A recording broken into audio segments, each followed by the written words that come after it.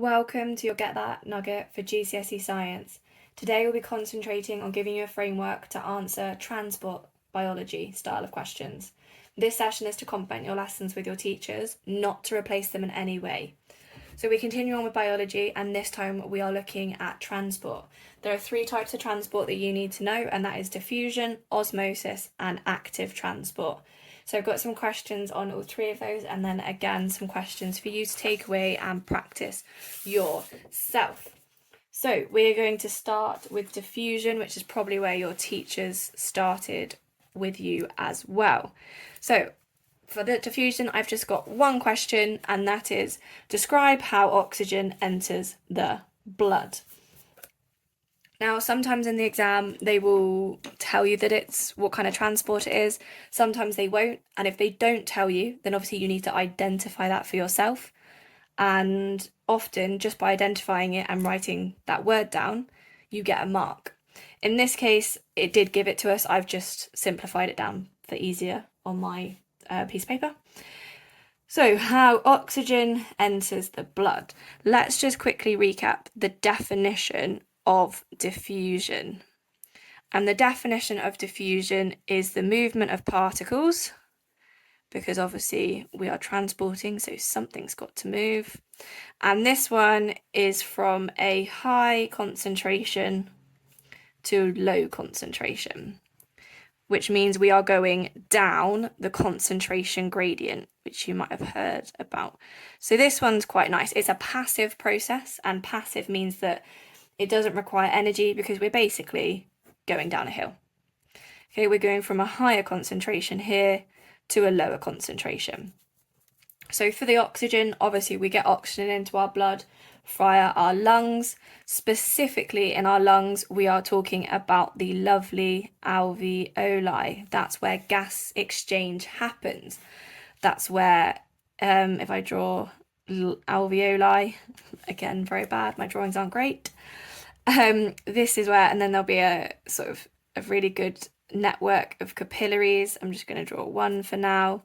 And then you're obviously going to breathe in oxygen. Oxygen's going to enter your blood.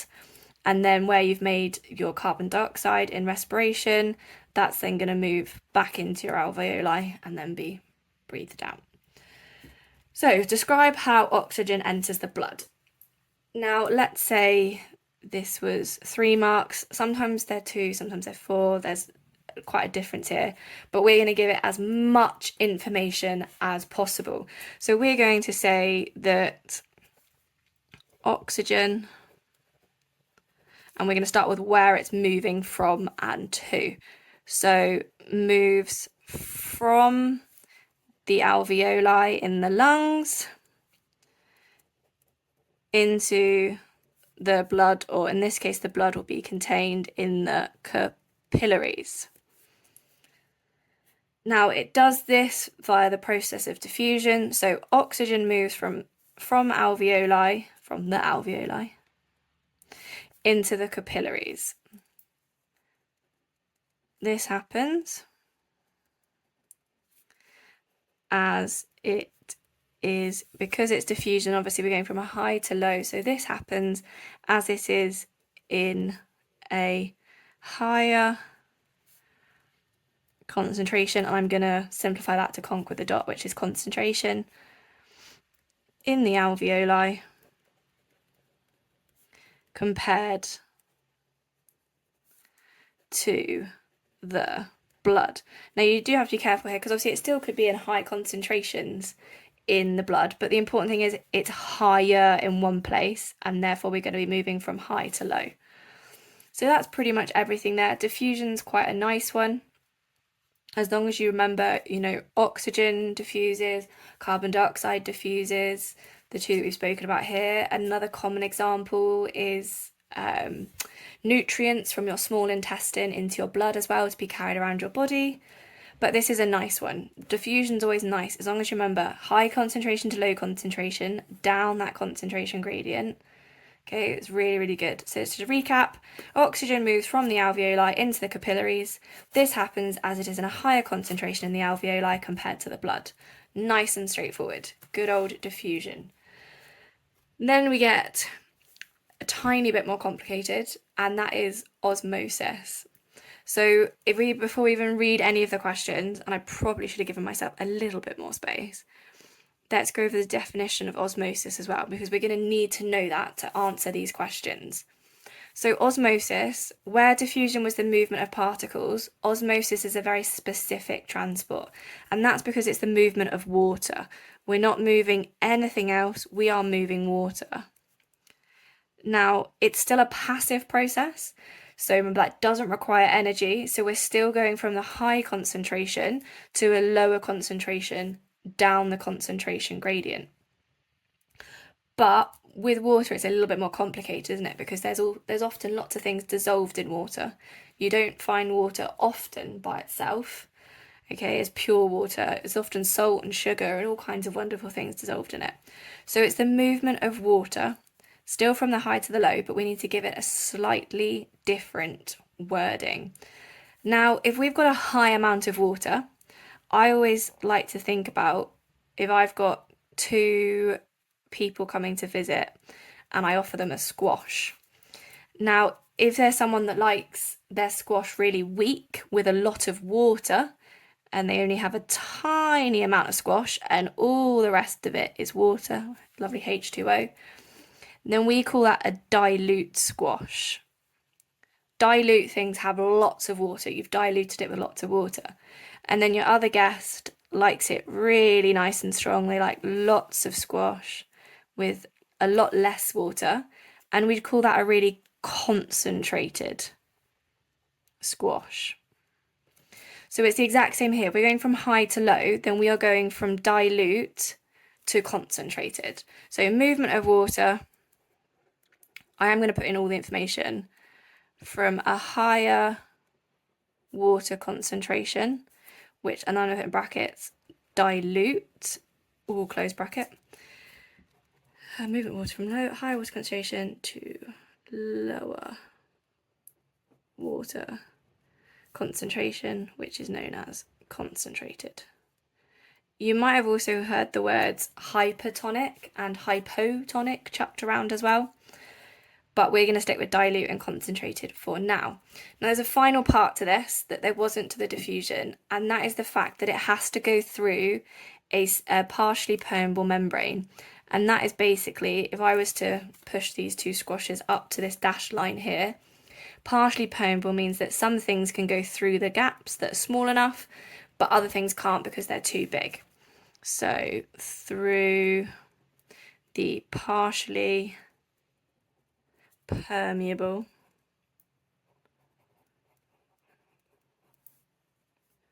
membrane,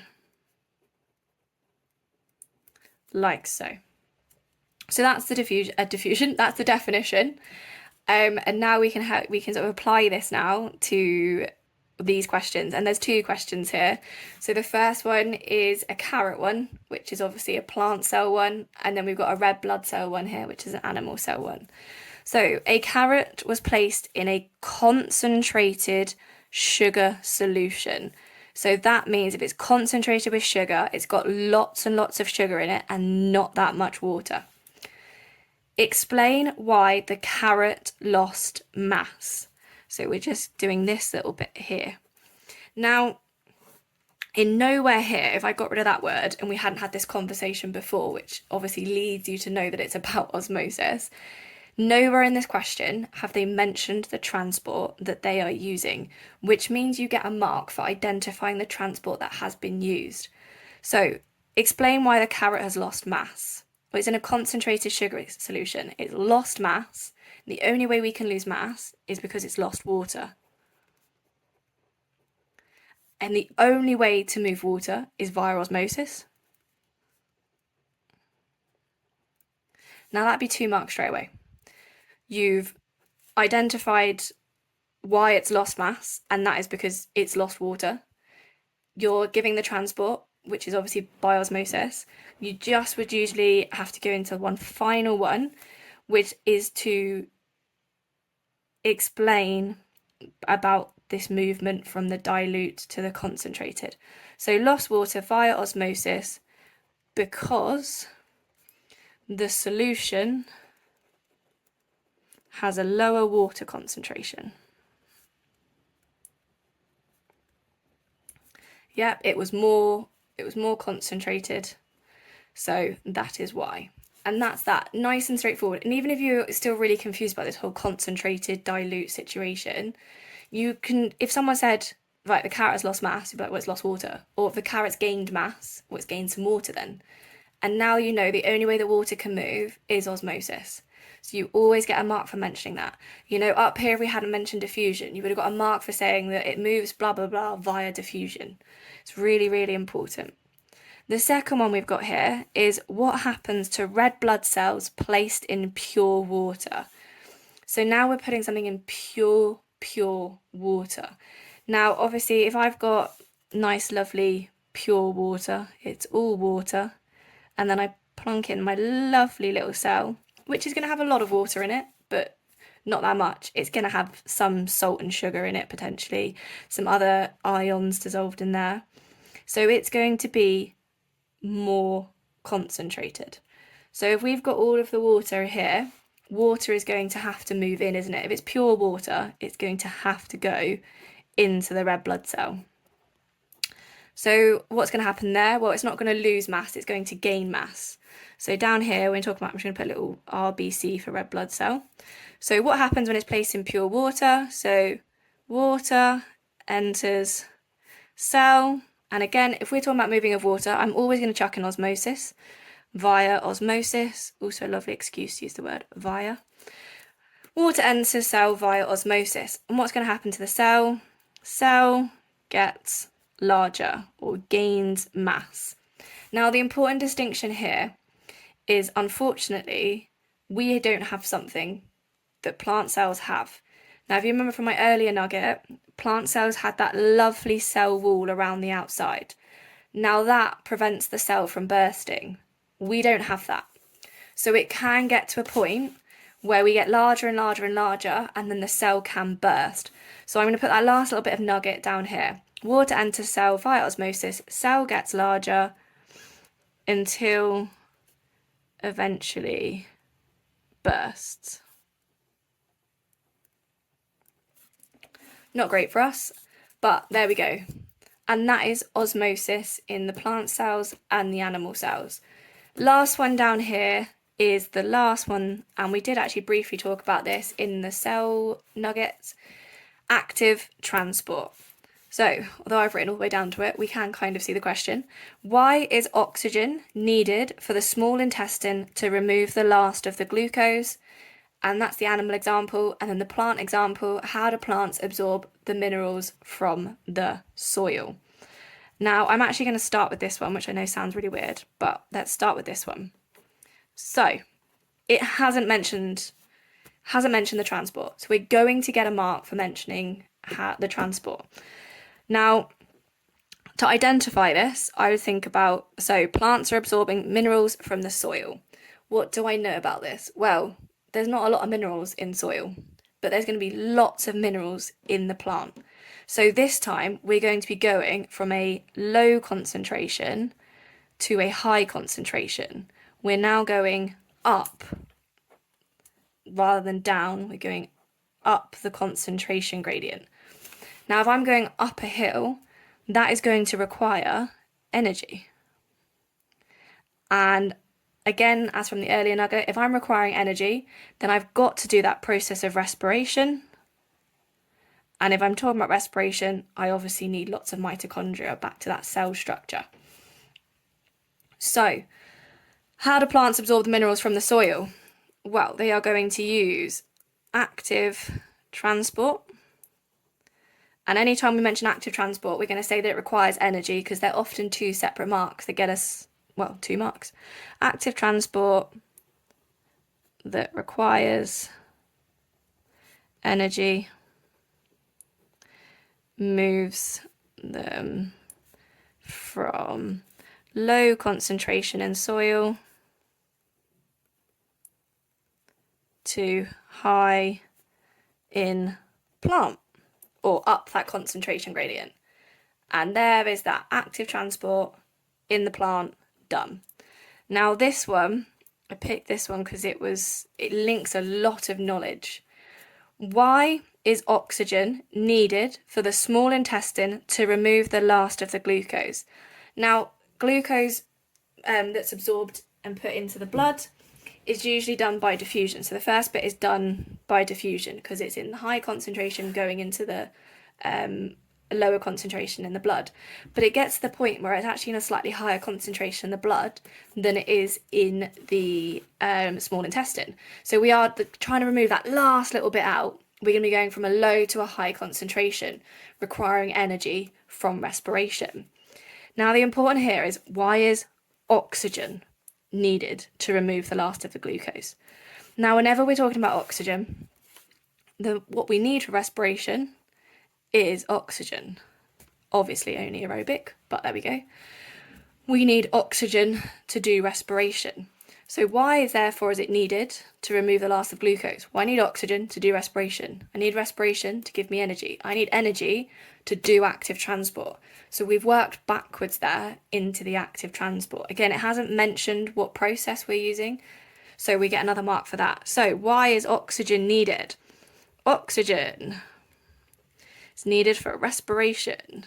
I am going to add in aerobic respiration because obviously we can do anaerobic respiration without oxygen. Oxygen is needed for aerobic.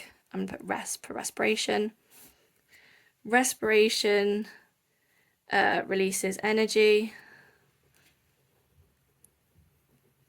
and active transport needs energy. And it's as simple as that. But it doesn't seem as simple from that. You just need to get used to linking these things. And you can see I have written notes to myself all around. And that also helps me to link things in my head. So those are the 3 types of transport. And then I've got 3 questions for you here for all of them. So we've got, describe how glucose moves from the small intestine into the blood. Okay, not the last little bit here. We're talking about the main part. Then describe how water leaves cells. And then explain how plants obtain calcium from the soil. 3 examples there for you to have a go at and then take them back to your teachers for feedback.